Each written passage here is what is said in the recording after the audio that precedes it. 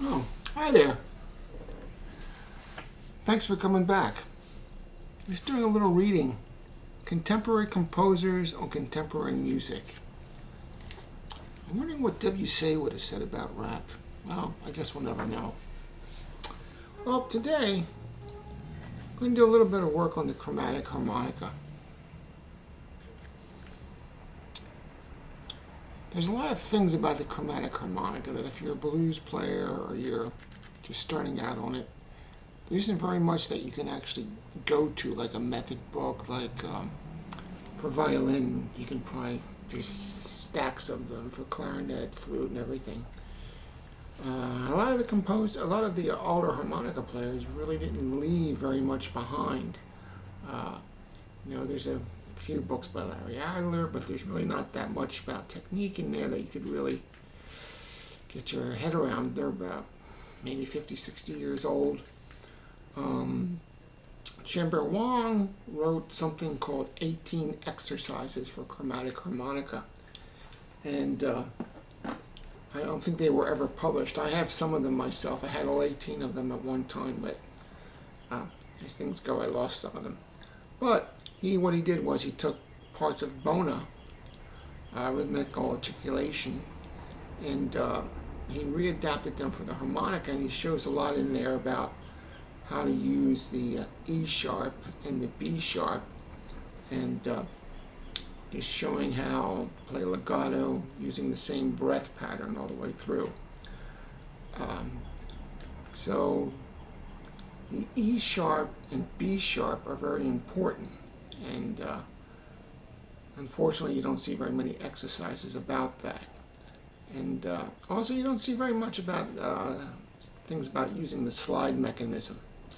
On the CBH 2016, they actually put it up on the front of the harmonica, and it's not like a slide that goes back and forth. It's really a half-moon Teflon, and it's a little fulcrum here that goes back and forth like that.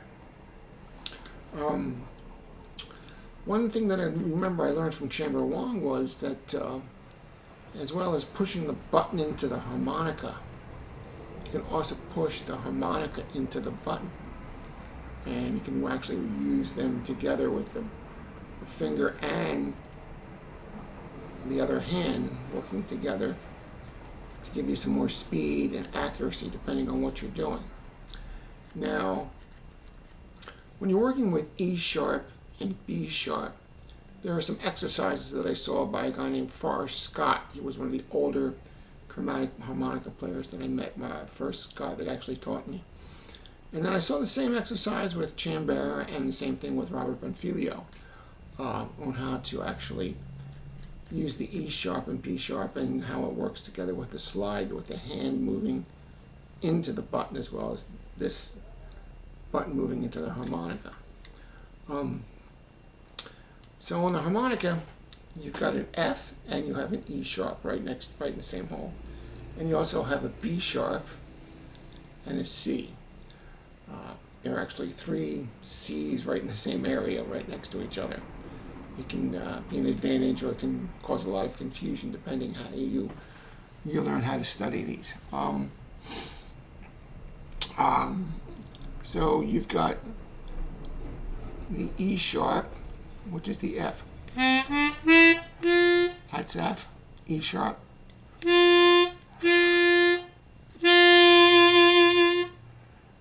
So if you want to exercise these and get some experience with them using the slide, you can practice the G to F trill.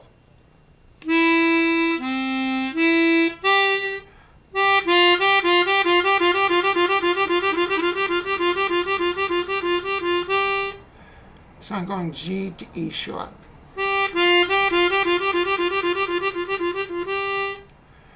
And there's another exercise that goes like this.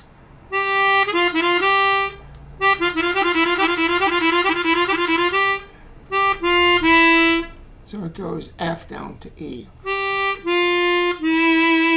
or E sharp down to E natural.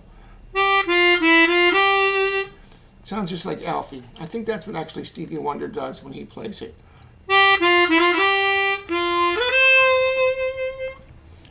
can also practice the D to C trill or D to B sharp trill.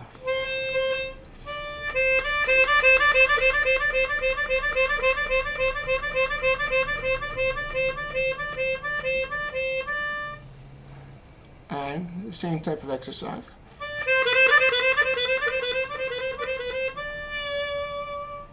And that's basically it. But those are just great little exercises that you can use. Now, when you use an E sharp or a B sharp, that depends on the situation that you're in. So you can use it in different ways, but don't overuse it. That's another thing that can happen.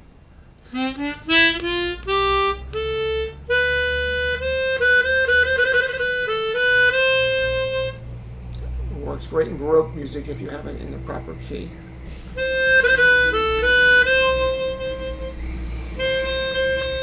See the two C's next to each other on 4 and 5. And then the third one is the B sharp.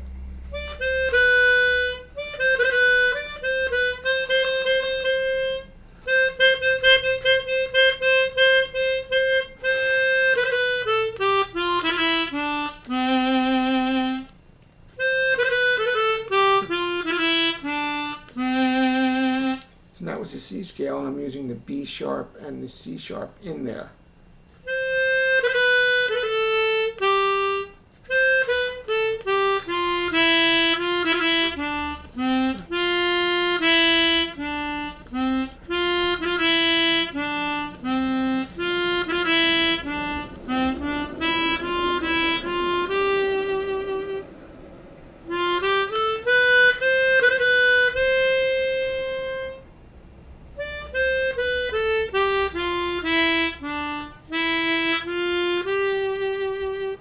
So you get to get a little more of a legato feel, going to E sharp. So you decide when to use these particular E sharp and B sharps that are on the harmonica. So that's basically it for today. See you again next time. Goodbye.